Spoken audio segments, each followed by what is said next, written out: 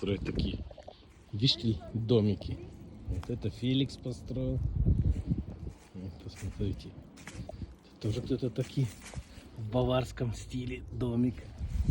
Вот такой вот домик. Вот это целая поляна вот идет до конца. По лесу вот разные домики.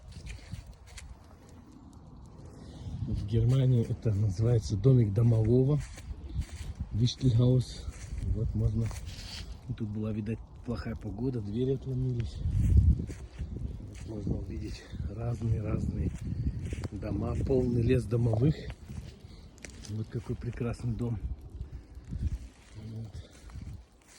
Как говорится, фантазии нет границ. Можно делать из чего хочешь, как хочешь. Вот. Лампа такая прикольная. Батарейка здесь светится ночью, когда приходит ночь. Школа домовых, наверное. Ох, вот тут вообще, смотрите, какой прикольный. С розами, даже с цветами. А это снэк-бар, где можно, бар для закусок. Вот полный лес, насыщен такими вот маленькими домиками.